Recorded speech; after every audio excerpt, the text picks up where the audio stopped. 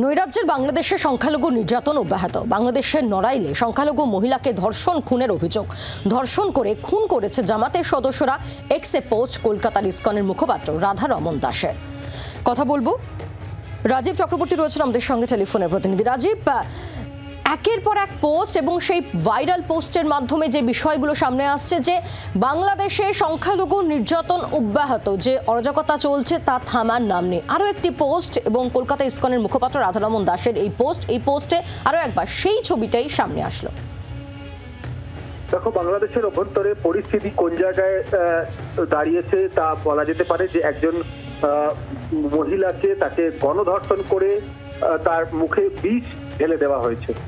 এবং কখন ঘটছে এই ঘটনা? যখন সংখ্যালঘুদের উপরে অত্যাচারের কথা অভিযোগ চতুর্দিকে উঠেছে, তখন সদর উপজেলায় সংরক্ষিত ওয়ার্ডের এক মহিলা সদস্য, যিনি ইউপি সদস্য, তাকে গণধর্ষণ করা হয়েছে এবং তার মুখে বিষ ঢেলে দেওয়া হয়েছে।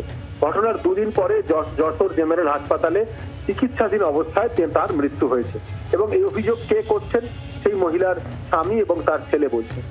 এই মহিলা, তিনি এলাকার উন্নয়নমূলক কাজে, সরকারি কাজে যুক্ত ছিলেন এবং তাকে ডেকে পাঠানো হয়। তারপরে তাকে ধর্ষণ করা হয় এবং গণধর্ষণ করা হয়।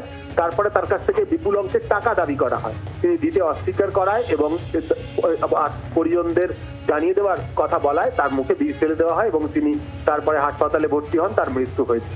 লাগাতার বাংলাদেশের অভ্যন্তরে এই ছবি আসছে সামনে এবং সেখানে সংখ্যালঘুদের উপর নির্যাতন বন্ধে সেখানে যে তদারকি সরকার রয়েছে, অন্তর্বর্তী সরকার রয়েছে, মোহাম্মদ ইউনূস, তারা যে ব্যর্থ হচ্ছে তা কিন্তু একেবারেই স্পষ্ট। আর যত তারা ব্যর্থ হচ্ছে ততই তারা এই ঘটনাগুলিকে ধামাচাপা দেওয়ার জন্য উঠে পড়ে লেগেছে। ধন্যবাদ রাজীব। আমরা কথা বলেছিলাম কলকাতা ইসকনের মুখপাত্র রাধারমন দাসের সঙ্গে, তার বক্তব্য শুনবো। এক মহিলাকে এরকম খুন করা হয়েছে। তো আমরা দেখছি কি প্রায় রোজই এরকম ঘটনা হচ্ছে। আমরা জানি কিছু জাস্ট 2-3 দিন আগে যখন খ্রিশ্চানরা ক্রিসমাস সেলিব্রেট করছিল, তখন ওদের 17 জনের ফ্যামিলি পুরো বাড়ি পুড়িয়ে দিয়েছে। তো এটা তো প্রায় রোজই হচ্ছে। এটা কি বলবে, মানে আমার কিছু ওয়ার্ড নেই। আমরা এটা নিন্দা করতে করতে কি বলবো, রোজ এরকম এটা যেটা হচ্ছে গোটা বিশ্বকে এটা দেখা উচিত। আর ইন্টারিম গভর্নমেন্ট কখন উঠবে নিজের নিদ্রা থেকে, এটা ওদের দরকার। না হলে পুরো ওয়ার্ল্ডকে ইউনাইট হয়ে একটু কিছু অ্যাকশন নিতে হবে কি এরকম ঘটনা না ঘটিত হয়। বাংলার আওয়াজ, বাঙালির আবেগ, জি 24 ঘন্টা।